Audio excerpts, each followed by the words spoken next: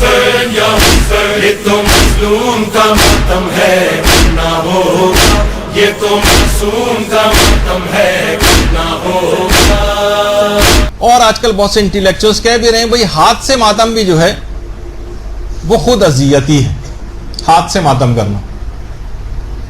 دیکھیے سب، اور قرآن نے منع کیا ہے کہ اب اذیت جو ہے اپنے آپ کو ہلاکت میں نہ ڈالو۔ خیر اس پہ ایک الگ ہے کہ اس کے معنی مراد کیا ہے کہ ہلاکت میں نہ ڈالو، اس پہ آج مجھے بات کرنی تھی لیکن موقع ٹائم نہیں بچا۔ علماء فرماتے ہیں دیکھیے ایذائے نفس میں اور ایذائے غیر میں فرق ہے۔ کسی اور شخص کو تو ہم معمولی سی اذیت بھی نہیں دے سکتے، مثلا ہم ماتم اس کے منہ پہ جا کے تو نہیں کر رہے ہیں جس کو اذیت ہو رہی، ہم اپنے آپ کو تو معمولی اپنی جسم کو اذیت پہنچانا معمولی یہ جائز۔ ہاں اگر ایسی اذیت ہو، کسی ایسی چیز کا استعمال ہو رہا ہو کہ جس سے مثلا جان جا رہی ہو، ہلاکت میں انسان پڑ رہا ہو، تو ایسا جائز نہیں رہے گا۔ لیکن معمولی اذیت پہنچائی، اور اس کی مثالیں ہیں کتنی ایسی چیزیں ہیں، اگر معمولی اذیت پہنچانا بھی جسم کو حرام ہوتا تو خواتین جتنا بھی تھریڈنگ اور ویکسنگ وغیرہ کرواتی ہیں اس کے اندر تھوڑی سی اذیت تو ہوتی، تو پھر یہ بھی حرام ہو جاتا۔ چٹپٹے جو انسان کھانے کھاتا ہے، حلیم کھا رہا ہے اور آنکھوں سے آنسو جاری ہیں اور سی سی کی آوازیں نکال رہا ہے، تو اس سے کہا جی تو اذیت پہنچا رہے ہو اپنے آپ کو، یہ بھی حرام ہو جاتا۔ تو اتنا معمولی سی اذیت یہ پہنچانے کی اجازت، اور خود قرآن کے اندر اس کی مثال ہے کہ اتنی اذیت کی پیغمبر اتنی عبادت کرتے تھے کہ پاؤں پہ ورم آ جاتا تھا، یہاں تک کہ کہنا پڑا کہ قم اللیل الا قلیلا، ذرا کم قیام کیا کرو راتوں میں۔ اسی طریقے سے سورہ طٰہٰ کے اندر آیا کہ ما انزلنا علیک القرآن لتشقی، کہ اے رسول اس قرآن کو ہم نے اس لیے نازل نہیں کیا کہ آپ مشقت میں پڑ جائیں۔ اس کا مطلب ہے کہ پیغمبر قرآن کے سلسلے میں کچھ مشقت اٹھا رہے تھے،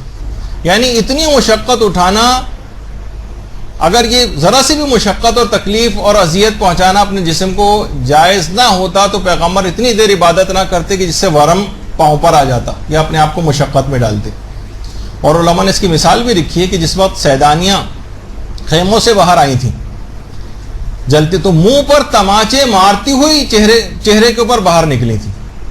علی الوجوہ لاتمات،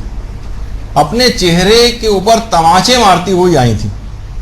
اور حضرت حبیب ابن مظاہر کی بات بھی اس میں پیش کی جاتی ہے۔ یہ ان افراد کے حوالے سے بتا رہا ہوں کہ آج کل جو طبقہ پیدا ہو گیا اور آج کل آپ کے اپنی صفوں سے ان چیزوں کے خلاف آوازیں بلند ہونے لگیں، ان کو جواب دینے کے اعتبار سے کہ امام نے حضرت حبیب ابن مظاہر کو، جن کی قبر مبارک آپ کے سامنے ہے، اللہم صلی اللہ علیہ محمد،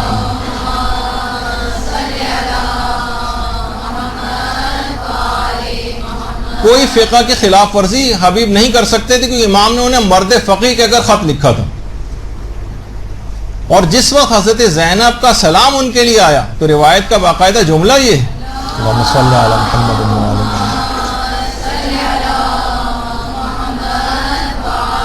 کہ حبیب نے اپنے منہ پر تماچے مارنے شروع کر دی۔ اگر اپنے جسم کو اذیت پہنچانا یا انداز سے ماتم کرنا جائز نہ ہوتا تو امام کے جن کے لیے سند تھی کہ یہ مرد فقیہ ہے، وہ کبھی فقہ کے خلاف کام نہ کرتا۔ اور دیکھیے یہ جو ماتم ہے نا، یہ سینے پر آپ کے ایسے تمغے سجا دے گا کہ جس کا آخرت ہی میں پتہ چلے گا حقیقت۔ جواد محدثی، جن کی بڑی مشہور کتاب فرہنگ عاشورہ ہے، جواد محدثی نے اپنے ایک آرٹیکل لکھا ہے عاشورے پہ، اس میں ڈاکٹر سید، یہ جواد محدثی انہوں نے باقاعدہ ایک آرٹیکل لکھا ہے جس میں ڈاکٹر سید اسماعیل مجاب کا ایک واقعہ لکھا ہے۔ کہتے ہیں کہ ڈاکٹر سید اسماعیل مجاب ایرانی تھے اور باقاعدہ زیارات یہ عزاداری کے سلسلے میں کہ دنیا میں کیسے کیسے کہاں کہاں ہوتی ہیں، ایران تک کا دورہ کیا تھا۔ کہتے ہیں کہ ہندو افراد آج بھی باقاعدہ، یہ ہندوؤں کا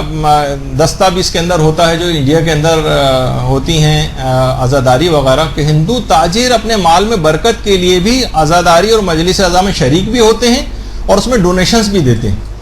ان کی طرف سے شربت اور فالودے کی مثلا سبیلیں بھی لگائی جاتی ہیں اور جلوسوں میں آ کرنا سوگوار وہ کھڑے بھی ہو جاتے ہیں، ماتم بھی کرتے ہیں۔ اسی طرح کا ایک ماتمی عزادار ہندو تھا، جب وہ مرا، باقاعدہ جواد محدثی نے ڈاکٹر سید اسماعیل مجاب کے حوالے سے لکھا ہے کہ جب وہ مرا ہے عزادار ماتمی ہندو، تو جب اس کو شمشان گھاٹ میں جہاں پر ان کے جسموں کو جلایا جاتا ہے ہندوؤں میں، تو جسم جل کر خاک ہو جاتا ہے، پوری آگ وغیرہ لگائی جاتی ہے.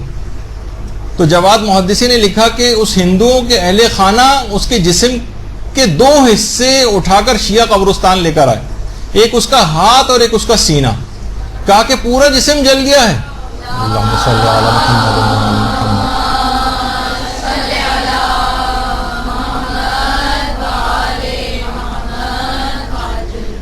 پورا جسم جل گیا ہے. یہ ہاتھ اور یہ سینہ جس سے ماتم کیا کرتا تھا یہ نہیں جلے،